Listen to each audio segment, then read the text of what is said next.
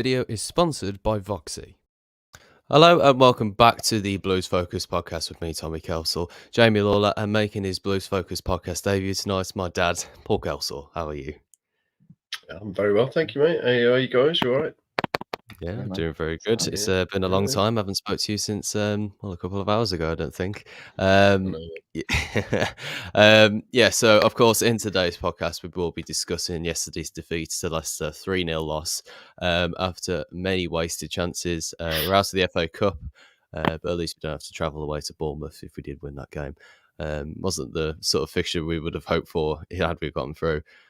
So kind of missed the bullets, dodged the bullets on that one really. But yeah, let's get started and cracking into this. So who wants to discuss the chances that were missed in that first half? And actually, side point as well, we actually all went to the game yesterday, so this is going to be a proper in detail analysis of that game. So it's a rarity for this channel, I know, but still, let's who wants to take us up on the chances that we missed yesterday? That first half as well.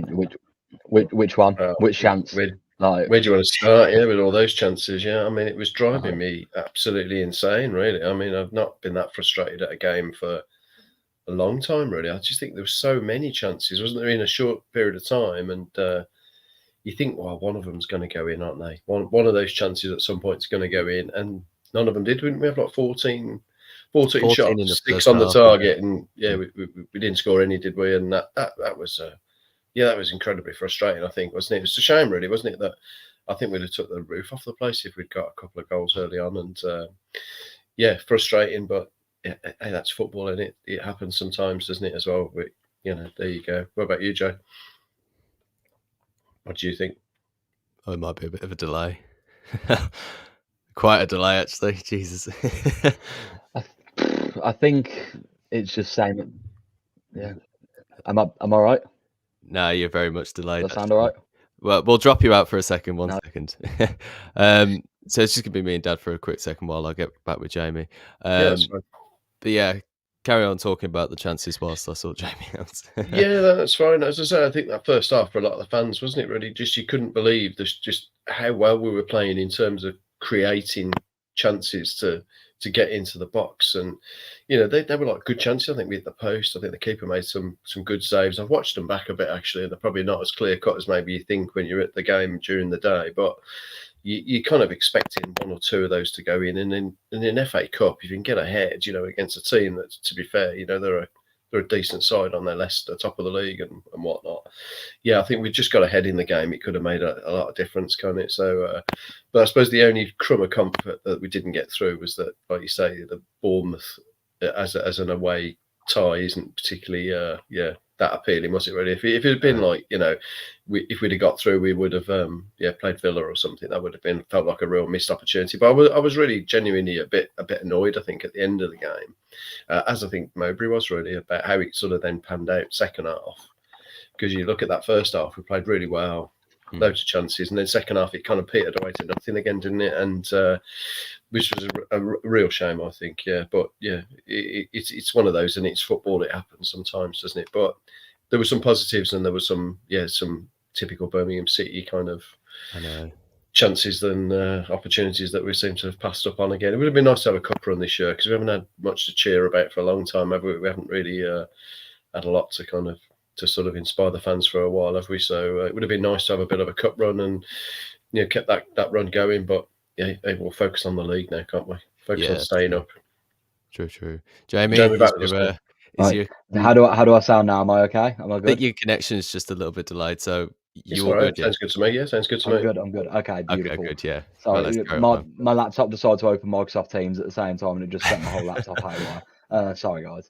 That's all right. Yeah. So first off, what can you say? Like, I don't think I've ever said "for sake" so many times in a 45-minute game of football. Well, I'm literally just looking and I'm going, how are these top of the league? Oh, they have rotated the team, don't get me wrong. But I was like, we're playing fantastic. Like the one-touch football, the build-up play, everything. Like Jordan James and Stansfield link up so nicely together. And I'm still now trying to think, like, was it fantastic goalkeeping or is it woeful finishing? Is it a bit of both?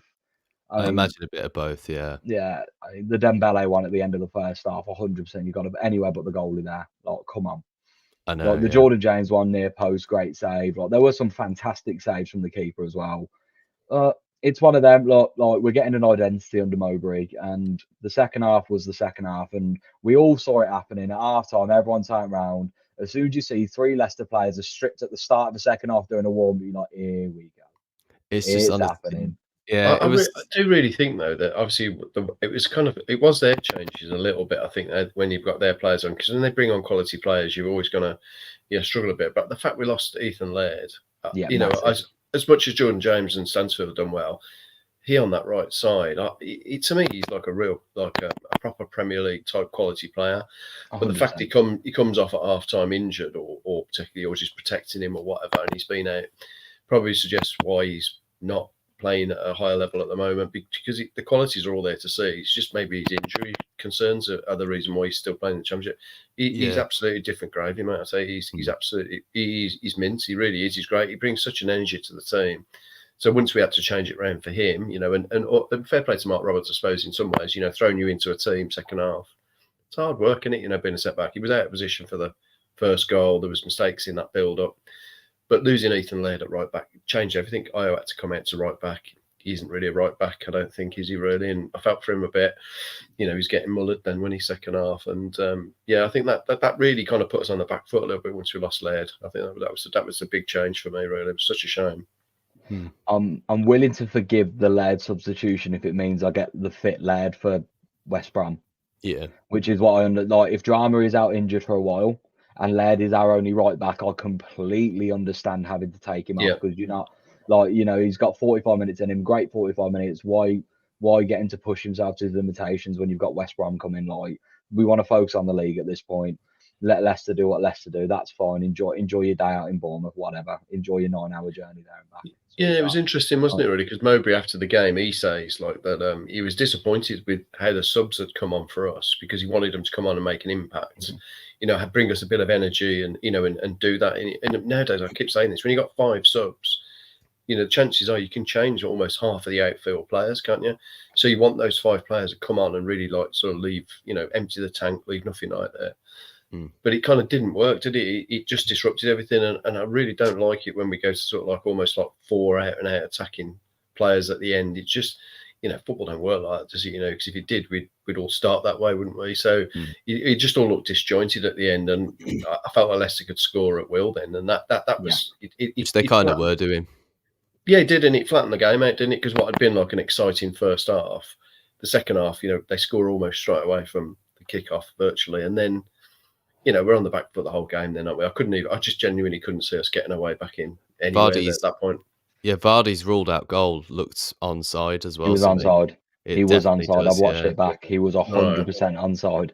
Yeah. Yeah, you wouldn't be surprised at any of that. Yeah, again, but as I say, once we'd made changes, they'd made changes, the game slipped away from us, didn't it? And I was saying at half time to you, wasn't it? I just felt like our chance in the game had gone, hadn't it? I just really felt that, and a shame, really. But I suppose, like I say, it's got football as well. And Jamie's right. I think if it leaves us with a fit Ethan Laird for remaining games, then more the better, really. So good man management, I think, from Mowbray on that one. Yeah, I can't begrudge it. Like the subs, I think the thing that pisses me off about the first goal more than anything is one was Roberts. I don't know why Roberts was in the centre of the park, by the way, in the midfield, but that happened. The fact is, when you've got Christian Bielik and Mark Roberts as your centre half, Jamie Vardy in no way in hell should be getting a free header. You have 2 ginormous centre halves in the box there. Vardy should not be getting a free header 6 yards out. And he's a Premier League finisher, and he showed he had his first real chance he had, and he put it bottom corner. Ruddy's got the delivery was beautiful though, when he put it right on his head in between the 2 centre backs, and then to be honest, he don't miss, does he, from there? But if you think about all the chances we missed in the first half, we need somebody who's a clinical finisher like that, and they're tough to come by, aren't they? And Jamie Vardy obviously is he's an international player as well, wasn't he? And he's been scoring in the Premier League for fun for years, hasn't he? So, it's a shame. But somebody in the comments said that obviously he made good subs against Hull, which I absolutely agree. And I think that's what you want in the modern game, innit? If you can make those changes, you bring on 5 players, they can turn a game around. And those 3 that Leicester made yesterday definitely made a difference to them, that's for sure. I mean, let's be honest, they're going up. It's that simple. Like, Leicester are going to be going back to the Premier League, and you can see mean, that weren't even their full squad, was it? Like, I don't think Medividi No. played, Ndidi wasn't there. Like, No, Dutfield, obviously. Mavrodini and the left wing as well, he was Oh, missing, sorry. wasn't he? Yeah. So I think from Leicester's point of view, they'd made 10 changes, hadn't they, for the game? So, but that's what I'm saying. That's where we had a sort of a window of an opportunity to do something, and we kind of didn't take it, which was, yeah, a bit frustrating for me. That was that we didn't take that chance. But Yeah. It is nice being frustrated leaving a game, though, in the terms of going away from a game going, we did all right there. Like, we did, like, first half was fantastic. Whereas in days of old, we used to go in, we clung on there, didn't we, until we Yeah. gave up, really. I think the thing is, though, with some of the chances we did miss, the ones that we had on target against lower league teams, we're going to score those ones. Like, I think the keeper had a bit of a blinder, to be honest. I can't remember his name, and I'll probably butcher it as well if I try and pronounce his name. But yeah, I think he was on form, got down to a lot. I think it was the Keshi Anderson one that was the most impressive one, because it was back across the way that the ball had been coming, got a good left hand to it and made a good save. I think the Dembele one's a good save as well, because it's a terrible finish from Dembele, don't get me wrong. Makes I him just so think, massive. yeah, I just think that it's like it's in that sort of awkward gap between him really and the floor really. So I think I really love I love Dembele. I think he does bring some really exciting stuff to us, but he can be a little bit frustrating at times. But I guess that all kind of of them can player, be, I think. yeah, I suppose at times that those sort of players can be a little bit frustrating, can't they? Because you're waiting for a bit of magic, and sometimes it don't come, does it? And I don't think he's like a clinical finisher necessarily, but he he's an exciting young player, and well, he's perhaps not young so much, but he is an exciting player, that's for sure. He's a spark, isn't he? Yeah, you always want to play like that in your team, though, don't you? Really, somebody who can do something, a little bit unconventional, a bit different, beat a player, and yeah, he just needs the finish on the end. But yeah, one big positive I took from yesterday is now I've seen it in the flesh myself. Bielik at centre half might be a masterstroke. He was in that first half. He gave Vardy nothing, not a sniff. Like, and I think what, Bielik could be incredible there. Do you see what Mowbray said though? He felt as if maybe he could. I don't know. Was it Mowbray said he felt like he could be a sort of our John Stones, a player that can play at the back, but then he can step in and play in midfield. And I thought he's already seen the game in like a slightly different way. He's seen the players differently, isn't he? He realises the midfield's the issue really. And I know people have got questions about the centre halves and the defence and etc. But I think he's got a point, really. I think, centre halves need to just do the job like Long does. If you ask him to do other things, I think that's where you overcomplicate. But it's the midfield where we've had a lot of issues for a long time. And maybe Bielik dropping back into a more defensive place and he can play from there. He can see the game in front of him. I think that gives us maybe a bit more of an assurity. So, I think that's good. And I think you're looking at the potential incomings. I think he's looking at midfield as being one of the priority areas, isn't he? I mean, yesterday was night and day, wasn't it? If you let's just take two of our midfielders, for example. So you got Jordan James. I thought he had a great game yesterday. I think he tried his best. He did everything he could on the ball. He's trying to make runs. He's classy touches and stuff. Ivan Sundzik, bless his heart, he will run around for 90 minutes and he'll try his best, but he's not got it in possession. And then you look at their midfielders and that Pret, that Belgian lad they've got in the middle, that little lad, absolutely tore us apart. He was just unbelievable, and that's the quality they've got. Is when you look at Jordan James, are practically trying to run that middle at the end because they took everyone off and they left JJ in the middle. Tyler Roberts is trying to play right wing back at the end of the game, and you just thought, what is going on here? Like, poor kid, Ramal Dalman's trying to run. Like, I mean, Jordan James in the midfield for me. I mean, he's just going to get stronger and stronger, isn't he? He's still a young lad, really. He's still learning. But he's obviously got a lot of power, and he's going to get stronger in there as well. But he needs some help in there as well a little bit. And Sundzik, for me, somebody's asked whether what they thought of him being captain.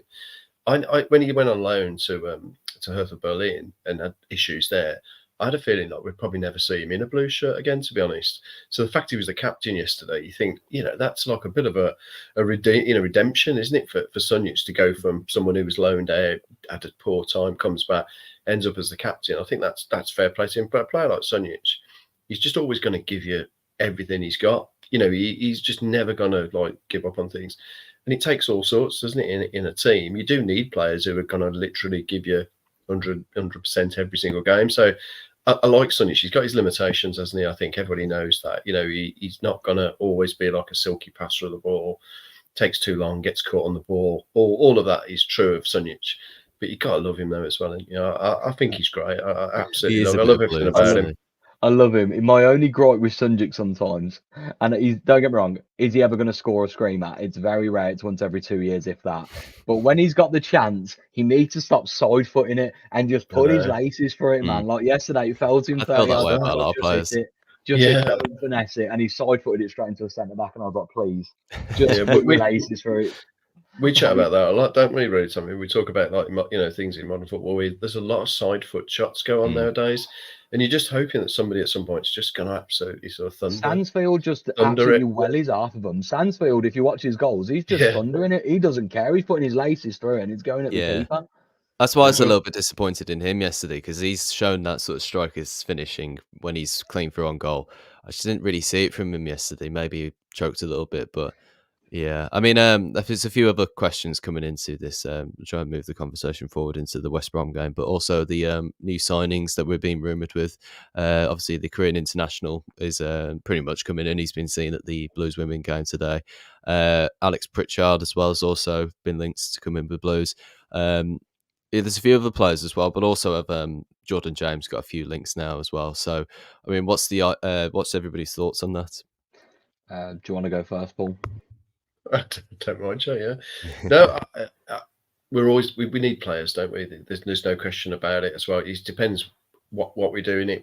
Whether we're going to do more business in January and then obviously whatever. Or we're going to do less business in January and more in the summer. But one way or another, there's going to be some changes to that squad. There's no question about it. You can see it in Mowbray yesterday at the end of the game. He knows the squad needs freshening up. He wants to take things in a different direction. You can see where he's trying to go, but we're going to need new personnel. That's absolutely sure. And I think the link with Pritchard's an interesting one. And obviously, I think the signing of Pak So-hung, I can't say his name, but I'll learn it. Obviously, I've got a colleague actually at work, and she speaks Korean, so I'm going to run it past her and get the right pronunciation. Get the proper pronunciation, yeah. Absolutely, yeah, because we've got to do that. Yeah, Pak Sung-ho. Yeah, I'd say for me, Pritchard and him potentially could be like 2-10s, couldn't they?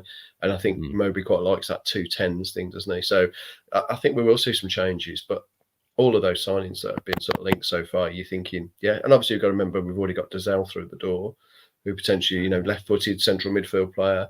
And that's an area I think he's focusing on to get us a bit stronger in there, to make us more creative, get us on the front foot playing forward. So, yeah, I would say so far, I'm pleased with who we're being linked with. I think it's positive, it's exciting times, isn't it? And I think yesterday, in an ideal world, he's got Bakuna fit as well. And I think Baka slips into that middle if we need. I mean, we all know he's great on the left wing, but we all know that Baka, if you need a silky passer of a football, and I know he's frustrating at times, but my God, that man can pass. Yeah. Inside of the boat, outside of the boat, his range of passing is filth. And Pritchard, I'd love to have Pritchard. I think he's class. And I mean, everyone's been tweeting today, and they're saying he literally told Sunderland yesterday he doesn't want to be selected anymore and he wants to leave. So it's out in the news, isn't it? Yeah. Yeah, that's what I mean. Again, he's one of those, are we going to do that business in January or do we wait for the summer? But, for me, it looks as if we're going to do it now. So you would hope that we'd get that one over the line because, he brings a bit of experience in there as well. And I know we've focused more on younger players for the future. That's fine. But you need a combination of both. And Pritchard, I don't know how many games he's played in the Championship, etc. But he's been around. He's played a lot of games. He'll bring a bit of experience to the team as well. And I do think we need a bit of that. It's certainly in midfield we do. And someone like a Pritchard nurturing a Jordan James is going to do nothing but benefit the way JJ plays. When you've already got class in that midfield, let's be honest, I think Koji Miyoshi is arguably one of our best players. His technical ability on a football. I think if you get Koji playing off Pritchard and then this new signing coming in, there's 3 number 10s there. Yeah, for sure. Yeah, we are quite overdone on that, though, aren't we? So we've got that guy coming in, Sung Ho. We've also got Pritchard. We've also got Roberts as well, Tyler Roberts. We've got Koji Miyoshi. I think I don't know. Maybe Mowbray's having a rethink, and maybe going forward into the summer transfer window, it might be like players like Roberts who maybe sort of goes, either drops out of the team or. It's funny, isn't it, really? There seems to be a lot of people that seem to be quite down on Tyler Roberts, really. And, I think you got to remember, really, is that, like, he's not fit, is he, really? I mean, he's working his way back to fitness. And then even when he's been out alone in recent years, he's suffered injury problems, hasn't he? So he doesn't look fit to me. But I think he's working his way back to fitness. But actually, there's a player there, isn't it? There is a player there. If he can get back to his fitness, that's, I suppose, a big if, isn't it, really, on a player like Roberts? But if he can, I think he would bring something to the squad still. But what Mowbray thinks, I don't know. And that's the only problem with talking about individuals, isn't it? You don't really know the inside track on what Mowbray wants to do. And so I guess we'll kind of have to just trust Uncle Tone on that, won't we? Roberts yesterday impressed me. Like, I know, like you said, he definitely isn't fully fit, and you can see that. But the little touches he had, and like the way he turned yesterday, and there was 2 players on him, and he did like a little 1-2 with his feet and flicked it back to Ira at right back, and I was just them little things where you're like, no, we've got a player there. Yesterday, I know we were 3-0 down at this point, so it's a moot point, as they say. But he made a run yesterday, like a sideways on run. And if someone had looked up and seen it, he's through on goal because he's ran directly in between the centre backs. He's got 10 yards of space either side. And you even saw him look up at the guys like, play me through. So there is he's got an eye for it. There is. What player he is, I'm not entirely sure. You know, I'm not as clued up maybe on where the players are going to be. He doesn't look like a winger to me. He would look like a player who played in the 10 or in like an inverted sort of inside. He's not a player who's going to be. He's got no real pace, has he? Which does bring me to the other side of the pitch with Burke when he come on that left side. I just wonder about Ollie Burke because I mean he went to Werder Bremen for like £13 million, didn't he? When he traveled, I just wonder what people saw of him when he was younger. I'm not entirely sure because certainly at Blues, I've never seen anything that I could remotely see that he brings to anything. He doesn't seem to be a centre forward. He can't. He's no good in the air. His touch is poor. He's meant to have like unbelievable pace and be able to beat players, but then he can't cross. And I don't see it. As I said, I don't want to be unfair on Ollie Burke because maybe there's something about him, but I've not seen. But from what we've seen, I just don't know what he brings to the squad at all. I think West Brom and other clubs have found that out with him as well. They've had difficulties getting him into the team and where he plays and everything. But obviously, is he a winger or a forward? And same with Roberts a little bit, isn't he? You know, is he a forward? Is he a wide player? I don't really know what these players are. I'm trying so hard. Be diplomatic, Joe. The only thing Oliver Burke beat yesterday was the fucking byline 3 times. He beat the touchline. That was about it. My God, like I can't. Right, don't get me wrong. All is forgiven. Right, if Ollie Burke comes on next week against Baggies and bags in a 1-0 win, all is forgiven because I will die because they hate him so much at the Albion. It's painful. Yeah. They called him this worst ever signing, didn't they? Yeah. I mean, what does he offer? Does he have raw pace? Yeah. I mean, you can see that. But it's like his brain to leg delay is there. It's like he's got lag in his own body because he takes about 4 seconds when he's got the ball to think what he's got to do next. And it's just like, he should be natural for someone because he has gone for a lot of money and he's played for Scotland. Like, this guy he has played internationally for his country and he scored for him, I think.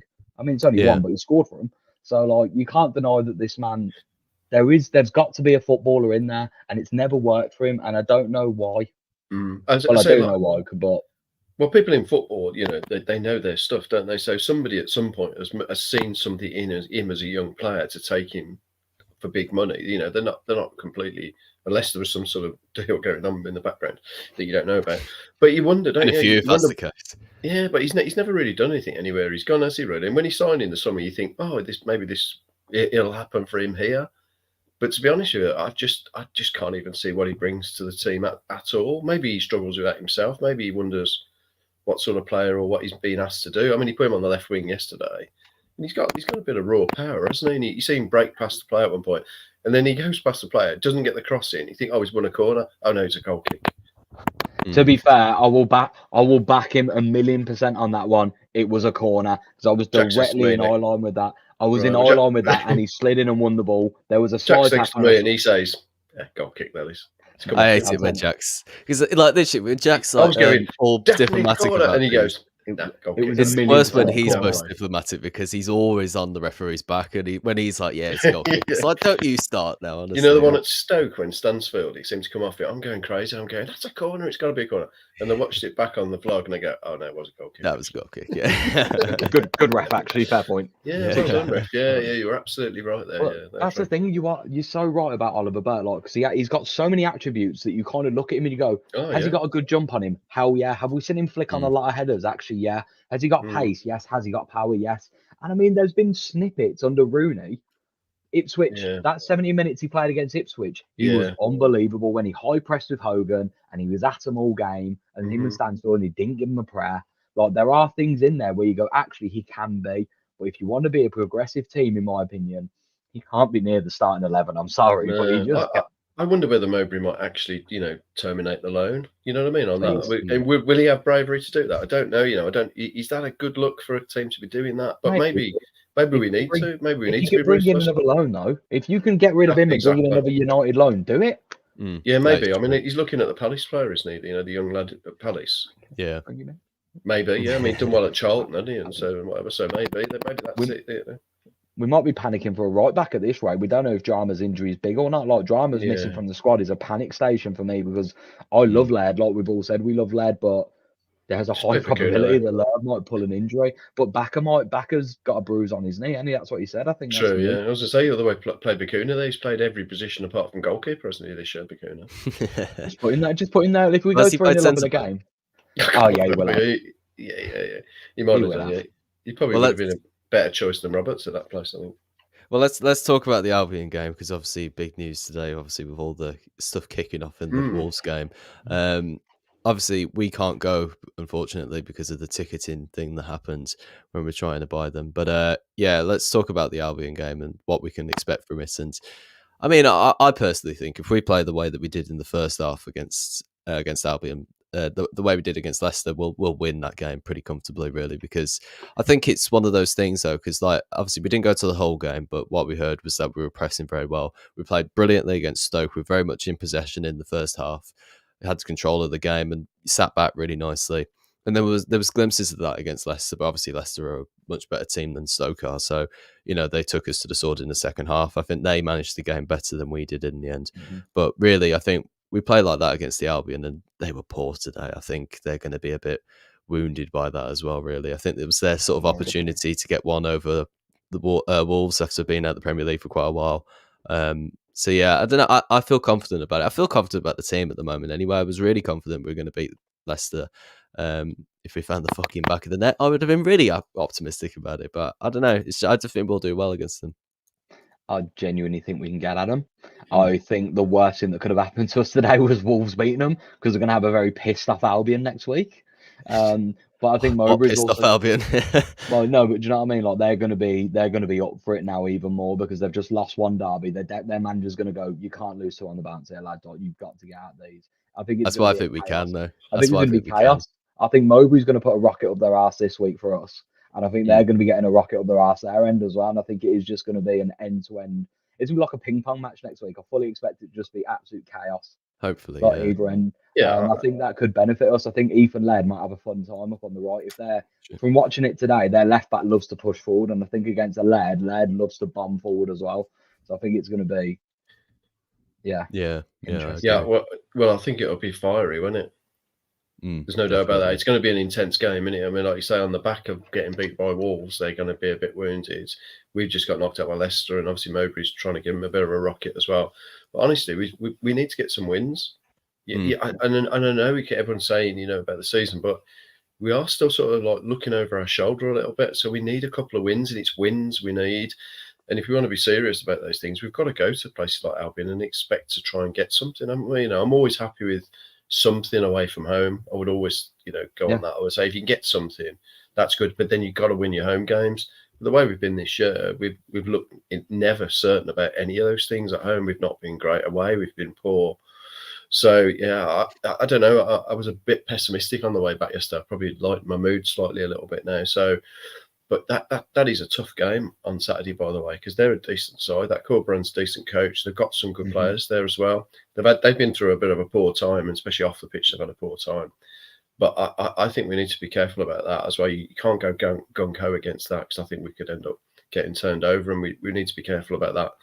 So I don't know. I'm a bit mixed about it. I think if we got a draw at this point, you'd go decent point away from home. Let's move on to the Sheffield Wednesday game, and that again, that's a game then you should be targeting to go and get something from, shouldn't you? Yeah, definitely. I think the thing is the Albion though, they haven't conceded that much this season as well. Obviously, they are in the playoffs and everything, but I think the one thing that we can bank on, though, is the fact that we're good on the counter-attack. And I just think with Stansfield going forward and, the way we play and everything, it would just brighten the mood up as well. I think we're up for it as well, though. That's the thing, because we're on 35 at the moment. 32 at the moment. We can go on 35 if we win, which would only be then 10 points off West Brom, who were sat in fifth. So, really, I don't. it's one of those really. I feel like we'll be up for it. In All of those teams. All of those teams are very close, aren't they, in points wise? You know what I mean? You look all the way up the table, apart from the very top and the very bottom. There's not a huge amount of difference between those teams. Anybody could beat anybody, that's for certain. But again, that's what I mean. You know, it wouldn't be inconceivable if we went there and got beat by Albion. I don't think it would be the end of the world necessarily. It would feel like it, wouldn't it? Because we want to go and win games. But yeah, I think those teams are quite close, really. I just think we just need to be careful because we just need to get some wins on the board. And I'm sure we will. You know, I'm sure we will. But when I look through the fixtures, it looks tough run, really. You know, Sheffield Wednesday away, we then go to Borough at home, and you know, every game brings its challenge, doesn't it? So, yeah, fingers crossed we'll get some wins on the board sooner rather than later. Really, we don't want to leave it later in the season to have to start winning games, do we? I think we'll be okay. I do. I think I've said this last year to Tommy as well, especially on these podcasts where I was like, right. We've consistently finished 17th or below for the last 8 years, right? This is now arguably our most technical and best squad when they're fit.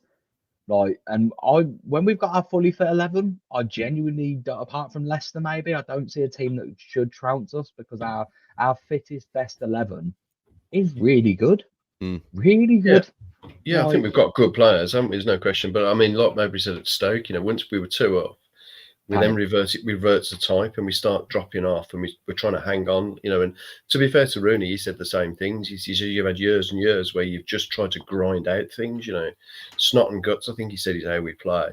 But maybe said we reverted to that against Stoke and he wasn't happy about that. He thought that was like we just invited so much pressure. And to be fair, Stoke played pretty well, I thought. I didn't think we actually played that well at Stoke, if I'm honest.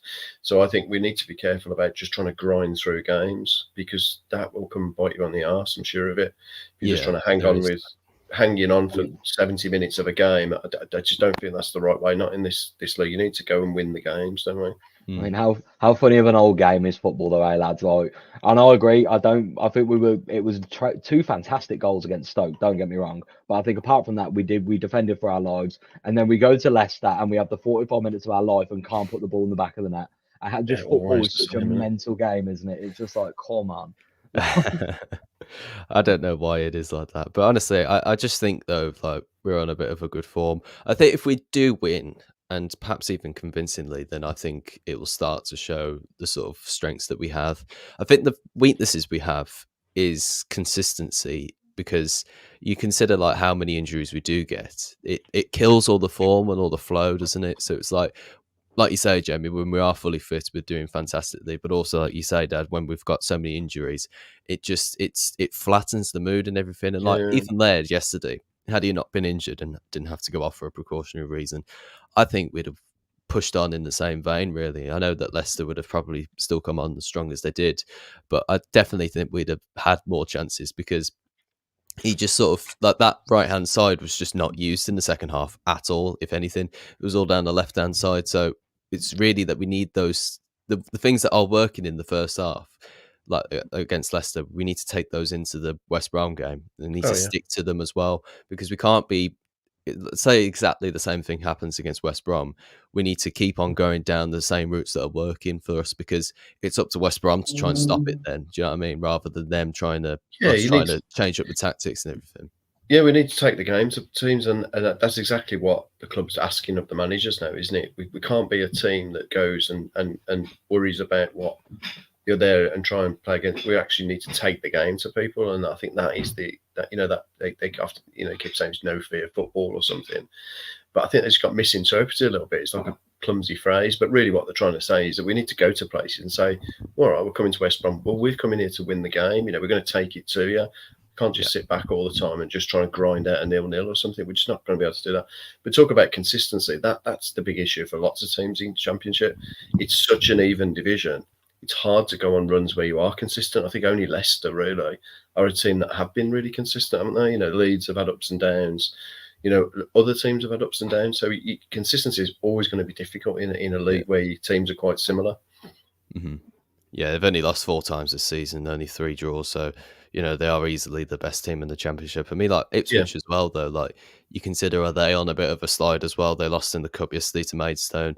They've had a few ups and downs. They're sort of in and out of the second place spot quite a lot at the moment. Yeah.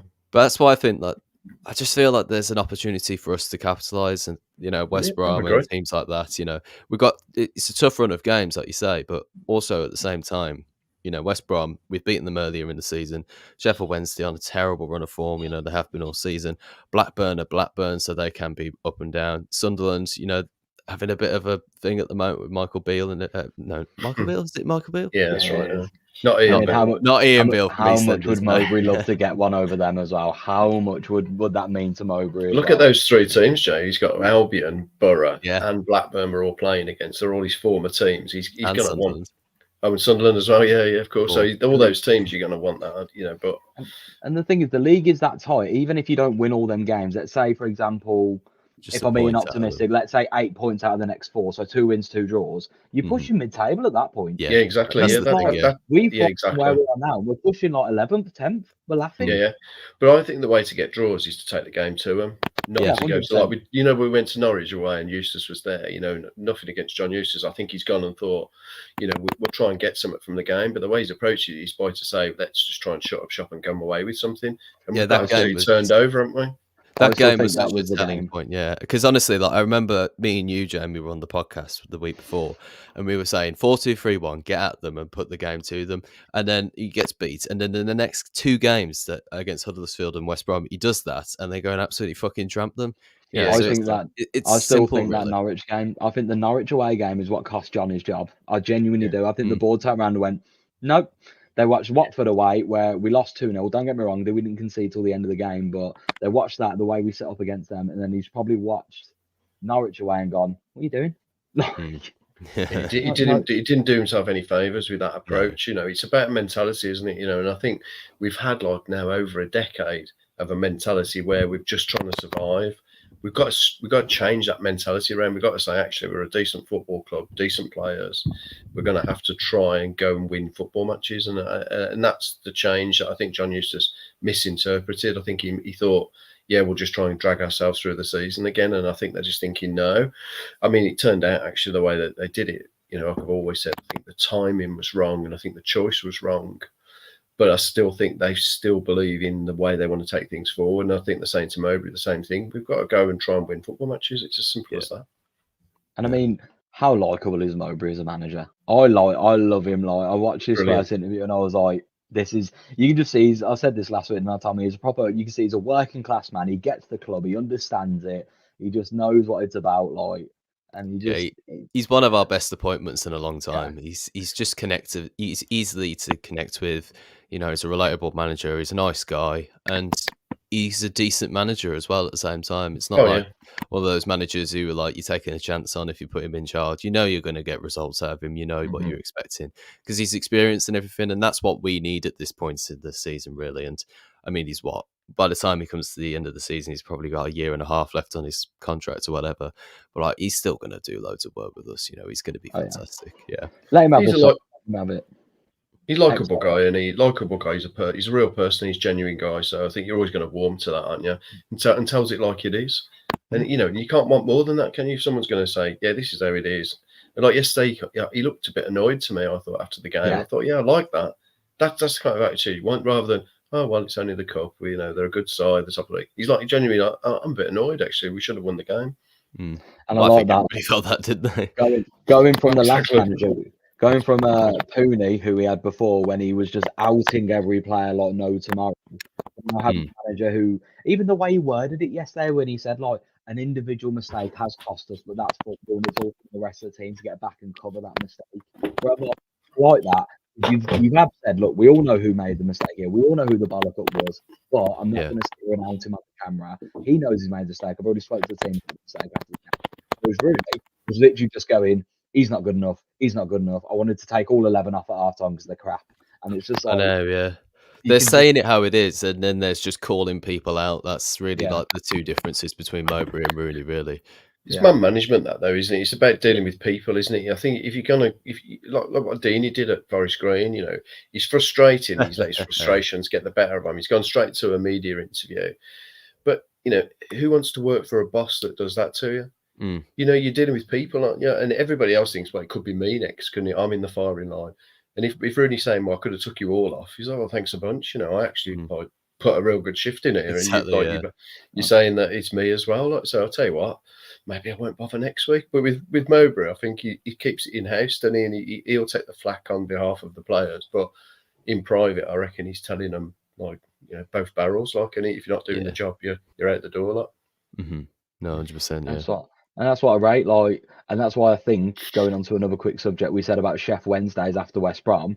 Chef Wednesday is so winnable, because if you can get a win under Pooney, you can definitely get a win under Mowbray. I'm sorry, but if you can get one of your 2 wins under Wayne Rooney, there is no way on God's green earth you cannot go and win under a better manager. I'm sorry. No, I completely agree with that, Joe. I think the thing is, you got to remember though. I mean, going away Sheffield Wednesday, on paper it looks like an easy game, but when you're out on the pitch at Hillsbury, again, you can see that in the cup. How did Maidstone go to Ipswich and get a win?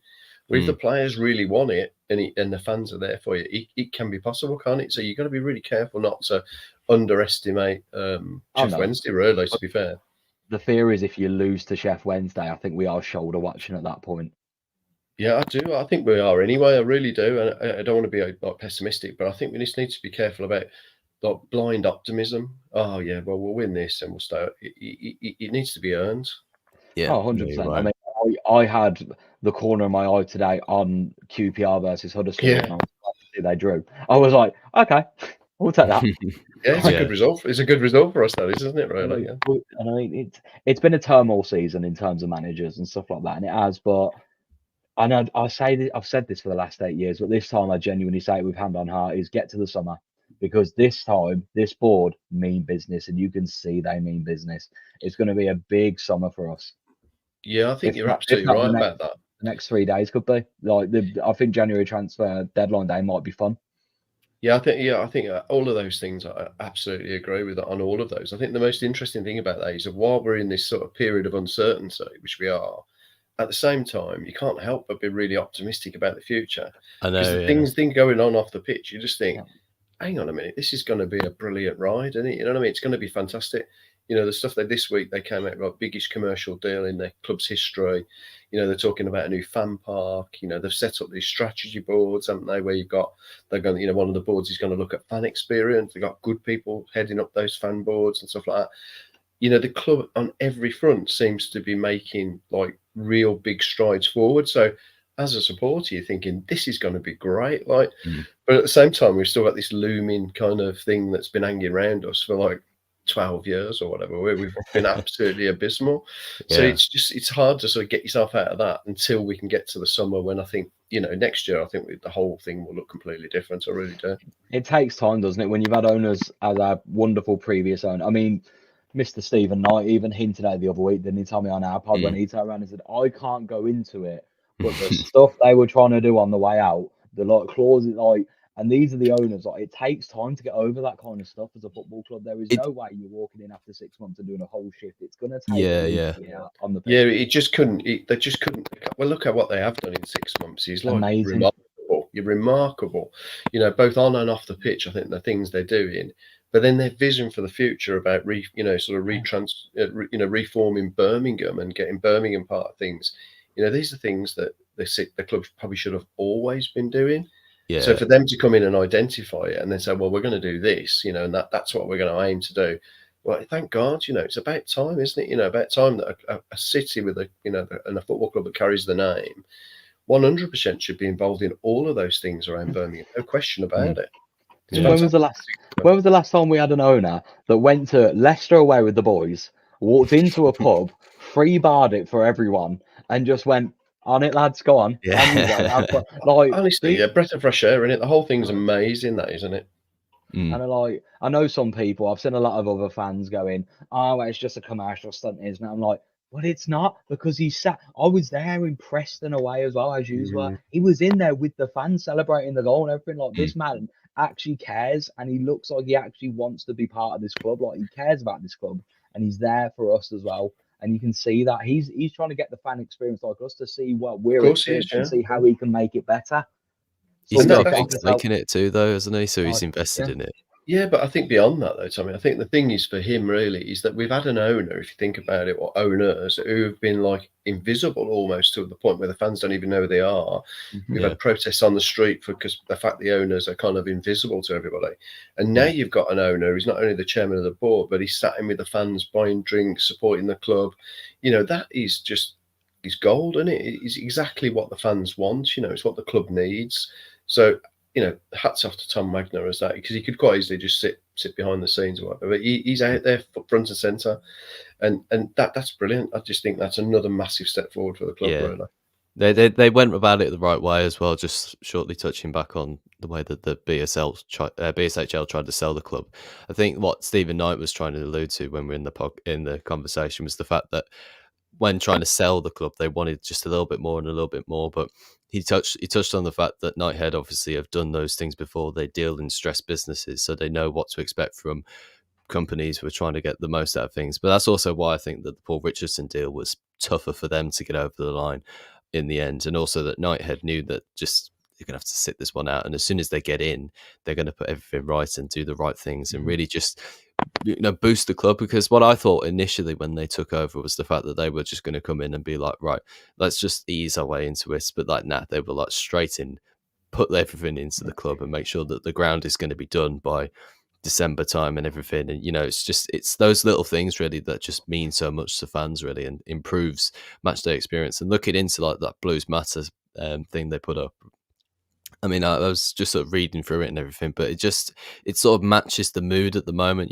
What do we need at this current stage in the season that will be good to release at this time? Really, it's the fact that we need to have more updates about match day experiences. Like Blues fans are helping out with stuff like that as well. So the timing on things business wise, I think it's been great. It's only Rooney that I think they haven't quite got that one right. It was a learning curve for them. You're allowed one mistake. Yeah, wrong timing, wrong choice, haven't they? I think they've gone for something they thought would help. But honestly, they're people of action, aren't they, really, at the end of the day? They're not going to come in and say, let's sit around for another 6 years while we work. It's like, we want to do something, let's do it. And that's what they're pushing everybody. They're pushing every part of the club. They're trying to put pressure on them, like under challenge to say, we need to get this done. And they're doing the same on the outside. So they're saying, Birmingham Council, we want to do this, we want to build this, we want to go here, we want to do that. And everybody needs to get their act together a little bit. If you're someone who's on the pitch, if you're not up to the job, you've got to move on. And that's what I admired about them the most with the Rooney thing, is that they made a decision, it didn't work, and they've acted straight away. And they've gone, because we haven't got time, we can't move at that speed. We need to be moving forward. And if Rooney's not the right choice, well, cheers, Wayne.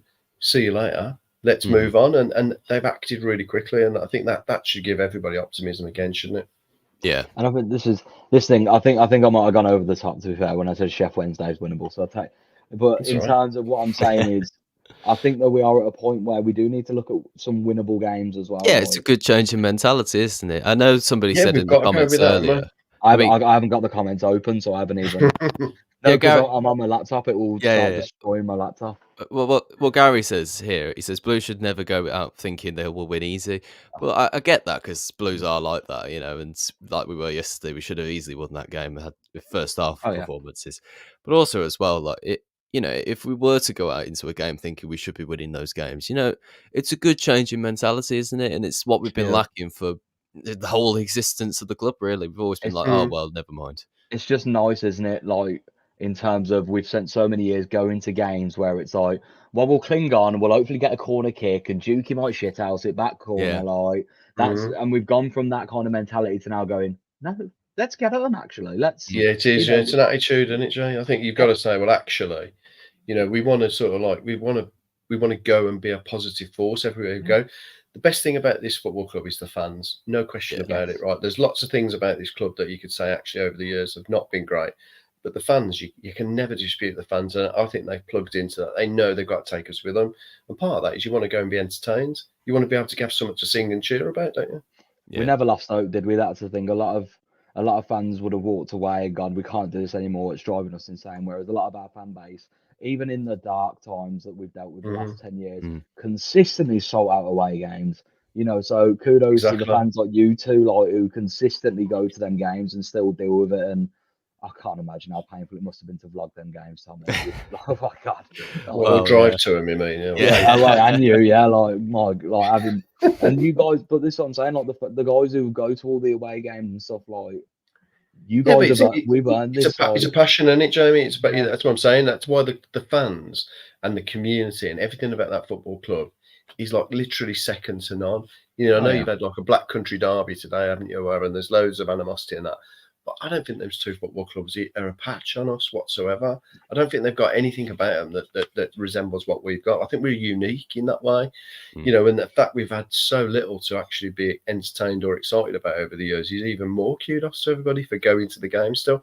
So it's a love affair, isn't it? It's a lifelong love affair being a Birmingham City fan, that's for sure. Yeah. I mean, that was deafening yesterday at Leicester. They were 3-0 up and we still outsang them. Like, it was deafening. 5,000 fans. And that's a team who's won the Premier League, the FA Cup, and the exactly. Community Shield in the last 5 years. Well, Exactly. nearly. And quarter-final Champions League as well. Like, they were great. This is what I mean. Like, but every club's had something to sing about, haven't they, in recent years? We've had absolutely nothing, and yet people consistently keep on turning up, don't they? It's absolutely brilliant, like, you know what I mean? Yeah, it really is. I think And yesterday was you are. Well, I just think, you know, with some optimism for the things that are coming as well, you know, the club could go like, you know, really, really in really great places. And I don't know if we're prepared for it because we're so in that old mindset still, aren't we? We're still complaining about things that have gone on before. So, you know, somebody moaning about the queues at the catering or whatever. And it's like, yeah, look, you know, every club and every business you go to, if you go to Nando's on a Friday night, people moan about the queues or something, don't they? It's like you're always going to get those things, but they're like small for what you see is the big picture. Where are we going? How do we get on board with that? That's what you want to look at. Where are they trying to take us to? We didn't even have hot water in there last year, so you know, get what you get. Like, come on, like, everything was broken. Everything probably is still broken. They couldn't even employ enough staff to, you know, to man the kiosks or whatever and get the ticket thing. How Birmingham City has this takeover been in terms of we got most of the ground done, then the company went bust that we're doing the ground as well. Exactly. You do wonder if someone's sitting up there, don't you, sort of playing with us a little bit. You say, oh, let's give them a little bit of something. Desk, just like, should have a bit of fun with this, lads. I'll tell you what we'll do. We'll get the ground fixed, and halfway through it, we'll make the company go bust. Oh, there we go. That'll piss them off a bit more. I mean, last year, I just wanted to bloody bother watching the game sometimes, and that was painful to get, you know what I mean? Like, oh, God, yeah. No, we need to be optimistic, and it's hard, isn't it, for a fan base that's been so downtrodden to actually feel optimistic about something. And yesterday I was back in my old mindset because I was thinking, I felt really hurt by losing in the cup. But then I thought, well, I need to kind of shake myself out of that a little bit because there's good times coming. And I think you're right, Jamie. I think there are good times coming. So and me. I've been saying this. Did you say that as well? Yeah, I've been saying this all fucking year, honestly. Yeah, true. Yeah, no, you haven't. No, what do you mean when? I'm always talking about it. It's Mr. Zach Woods that's always sitting on the fence. Well, fellas, I'm going to go for a 0-0 today. I think we're going to... I love you, Zach, really. Don't say it. Yeah, I think that's a good roundup. We'll just finish with West Brom predictions. So, Jamie, kick us off. Come on, say we're going to win. I mean, I always say we're going to win. This is my problem, isn't it? I can't go on a live Birmingham City thing and say we're not going to win, or I'll probably say we'll draw, but I've not once predicted we're going to lose. And I think genuinely we've got such a good record usually against the Albion. I think form doesn't really matter in a derby game either. Form doesn't matter, and we all know that. So why can't there's a good chance we can go there, and I think 2-1, 2-0. I think we can go there, and we can. I mean, my fear is no Sanderson. And if Laird can do the 90 minutes, I am very confident.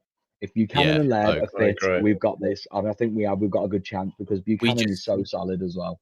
We've just got to take the lead in that game. I think we can't be like going a goal down and then trying to fight back into the game because Ethan Laird won't last 90 minutes. I'm pretty sure about that. And as soon as he goes off, then game over, in it really. I think down that right hand side, particularly down the left hand side, I think we're quite strong with Buchanan and Dembele and everybody, and then you go forwards into Stansfield. But on the right, I ain't too sure we got that many natural right wingers or anything.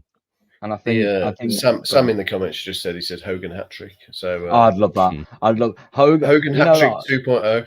I mean, in all fairness to him, I'll give him credit because that Swansea game when he started, that looked like the old Hogan that we wanted back. Like he just, if you're not scoring all the goals, that's fine, Scott. But just run and press the defense like you did. That's great, especially against a West Brom team. He could be really effective.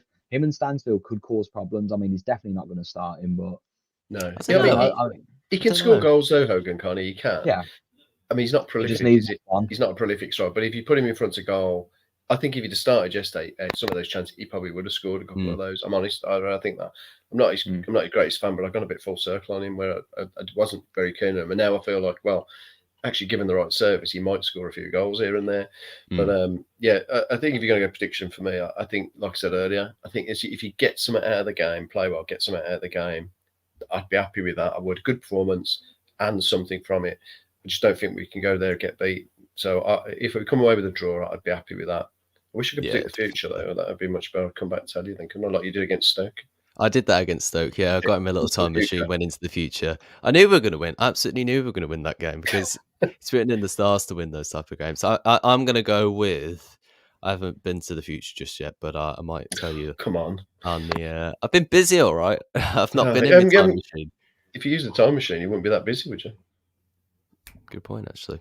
Maybe I don't have a time machine. Maybe not. I agree with you, actually, Jamie. I think a 2-1 is possible. I think it will go 1-0 Blues, 1-1, and then 2-1. And I think we'll get it fairly late on. In an ideal world, you go 1-0 up against the Albion, you hold out 90th minute, you have a shithouse counter attack, and Oliver Burke taps it in for 2. Yeah. Oh man, I might go and put a tenner on Ollie Burke anytime against the Albion. That's a good shout, actually. Just because I feel like the odds are. Yeah, I'd love to win there. I love winning there. I don't know what it is about winning there. I think probably because I always think they're a bit tin pot. I quite like to. I like the idea. I've been there many times. We won 1-0 there in about 1991 and away game. I think Kevin Drinkle scored at the far end in the Birmingham Road end. I just remember standing on the metal railings at the end on the Smethwick Road and standing on the and just giving it that. And that I just loved winning there. I don't know what it is. Just something about West Brom or winning there that I really enjoyed. So yeah, I'd absolutely love it if we win there. I really would. I think it's just going to be. I think it's going to be a very end-to-end game as well. I think there's going to be. I don't think we're going to set up to sit back. I think it's just going to be a case of the high press football again, and they love to play a high line from what I saw today as well. Yeah, exactly. It's just going to be both teams just going to meet slap in the middle. It's whose midfielder performs the best, really, is what it comes down to. Definitely bring it on. Can just before we sort of finish up, then can you really briefly just touch on the women's team winning against? Yeah, go ahead. Yeah. Because talk about the club, right? I think they're a really important part of the club. Well, anyway, but I think the owners really do think that's a big part of that. American sport, women's sport is a big thing, and I think they really see them getting back into the Women's Super League as a good priority. So the fact they want to get to that, so I think that's so big up to them, really. And Wagner was there. Again, we say he was at the game. Preston, he was there against Leicester, but he was there in the women's game today as well. So, fair play to him on all of those things because all that brings profile. And if that women's team that has always been a really good women's team, by the way, we've been in Champions League, so I think we've won FA Cups. If they can get the women's team back into the Women's Super League, I think that's another sort of step in the right direction for the club. So I don't think we should forget about that. Sometimes I think we do focus. Obviously, clearly, we'll always focus on the first team at Waffle, won't we? But it's another real major step forward because that women's team's been on its arse for years, and the lack of investment. So good on them for sorting that and making it a priority as well. So yeah, I think we're all behind that. We've been to both FA Cup finals, didn't we, Tommy? For the women's, we went to the one when they beat Chelsea. No, Arsenal at Bristol City. Yeah, the one they beat Chelsea at Bristol City at Ashton Gate, and they lost to Man City at Wembley. Yeah, and we went to that as well, didn't we? Yeah. So it'd be great to see the women's team coming back and having some success this year. So I think, and good on the owners for prioritising it, in my opinion. So yeah, just wanted to make sure that got a shout out as well. Yeah, of course. I mean, it's something that obviously is growing in popularity as well. So we might be bringing more of that stuff to the channel. We have been doing some articles on it lately. Ellie's been doing a fantastic job, and obviously she's got a role at the club now as well, helping out with that Blues Matter stuff. So that's great for her as well. But we'll try and bring you some video content if that's of interest to people. So yeah, let us know. We're going to do a vlog. Should we do a vlog at the women's game and go in the Alliance or something? We should maybe do something like that sometime soon. I'll join you for that. Yeah. Hey, I'll come along. Yeah, that sounds like a plan. That does. Yeah, we're going to do a vlog. I'm only doing it if Jack comes along. We've got to behave ourselves if we go into the women's game. It's a different atmosphere to the men's. Right, you make it as if I'm a horrendous human being. Like I am a nice person. You are. It's Jack who's the terrible human being. I think Jack's only a terrible human being between 3 o'clock and 4:45. Yeah, he's nice after that. Any other time, he's the sweetest, nicest guy ever met. But when the game's on, he just becomes like, he just loses his mind, I think. Oh God, funny. Yeah. Well, that's wrapped up quite nicely, actually. Yeah, we'll try and get down to a women's game then and vlog that. But yeah, thank you guys for listening to this new episode of the Blues Focus podcast.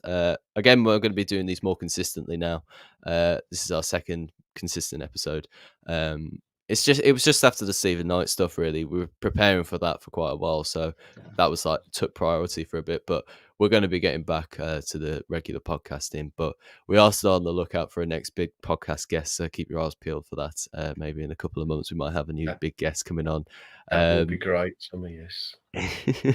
And yeah, thank you guys for watching. Thank you, Jamie and Dad. I'll be down for tea in a second for joining me.